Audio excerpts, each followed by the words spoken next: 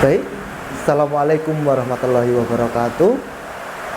Alhamdulillah, mari kita haturkan rasa syukur kita kepada Allah Subhanahu wa Ta'ala yang telah memberikan kita kesempatan sehingga kita bisa menyempatkan untuk mengkaji beberapa hal nanti yang dalam ranah-ranah bulan puasa atau bulan Ramadan, ya.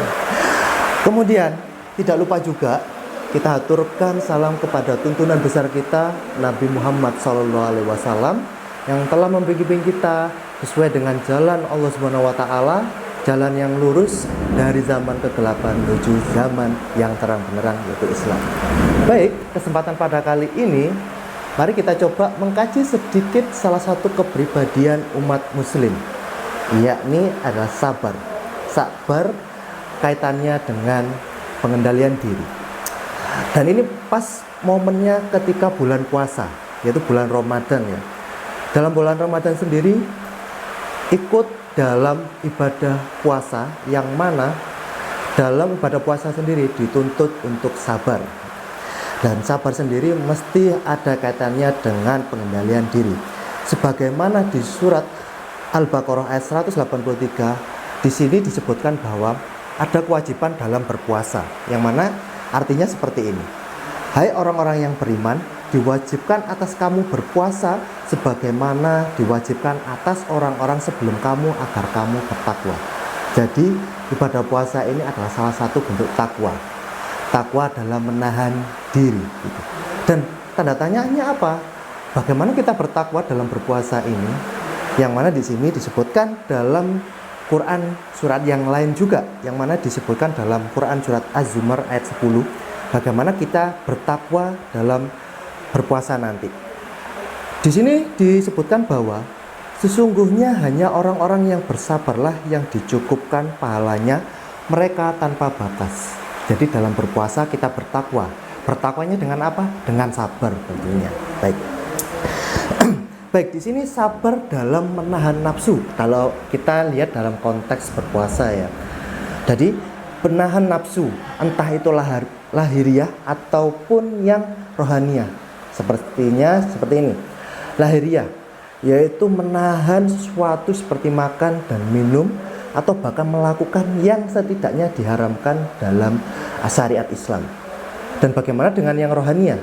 Yaitu menahan diri dalam perasaan hati, yang mana kalau kita berpikir aneh-aneh kita tahan dalam bulan puasa ini. Baik, itu dalam konteks dalam puasa. Bagaimana dengan konteks dalam kehidupan sehari-hari? Nah, ini kita pakai yang perumpamaan yang lain, ya. Dalam kegiatan sehari-hari sendiri, kita manusia dalam kehidupan di bumi ini pasti mengalami berbagai istilahnya masalah ataupun hal-hal yang tidak pasti, gitu ya. Kalau kepastiannya bagus, mungkin kita akan bersyukur. Tapi bagaimana dengan kepastian yang istilahnya tidak baik untuk kita? Nah, inilah tempat kita untuk melakukan kesabaran itu, ya. Jadi ketika kita melakukan kesabaran ini, ketika ada masalah di dunia ini, kita sebagai hamba Allah sudah melakukan syariat-syariat yang ada.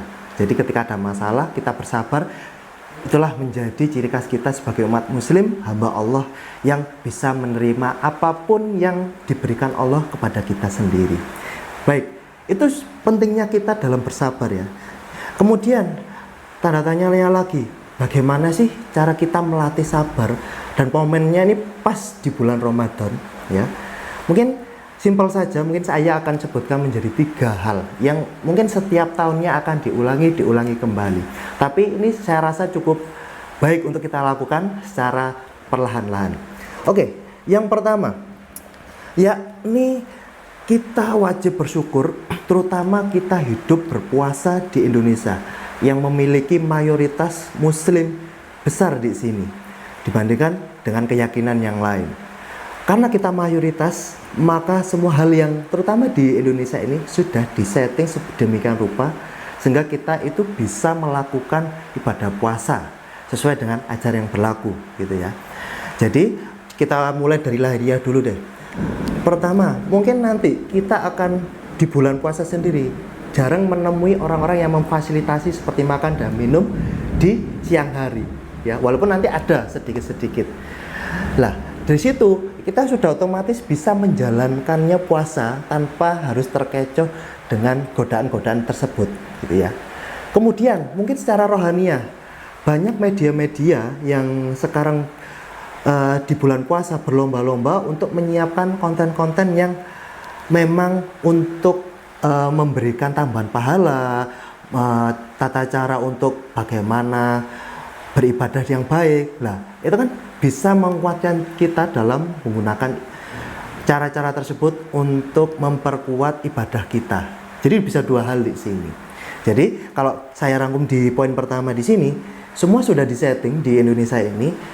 Tinggal kita bagaimana caranya memperkuat itu dengan bahan-bahan yang sudah ada. Kemudian yang kedua, ini ada kaitannya dengan nomor 1. Ketika sudah disetting sedemikian rupa agar kita bisa melakukan ibadah ya sesuai dengan jalannya, harapannya kita tidak berpikiran yang aneh-aneh ataupun menyimpang dari apa yang sudah ada. Semestinya seperti ini ya. Tadi sudah disebutkan bahwa kalau di siang hari jarang sekali orang yang memfasilitasi untuk makan dan minum, tapi tetap ada ya.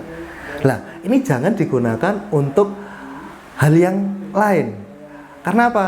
Orang yang memfasilitasi itu, yang sedikit itu, memfasilitasi bagi yang memang berhalangan untuk berpuasa. Semisal ada orang yang sakit, nah itu perlu difasilitasi seperti itu.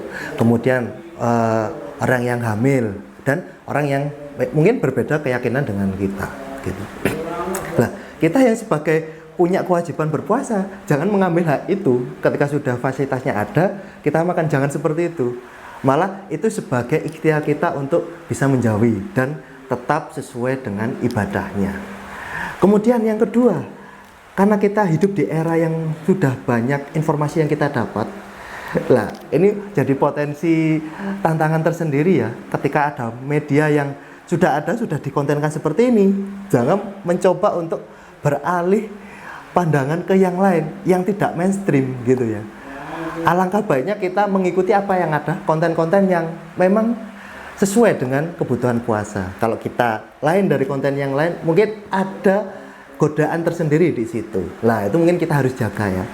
Baik, terus yang terakhir, yang ketiga, mungkin ini sudah diulang-ulang kembali di bulan puasa kemarin ataupun yang sebelum-sebelumnya, dan ini saya rasa cukup jitu dalam melakukannya, yakni adalah membaca Quran, ya.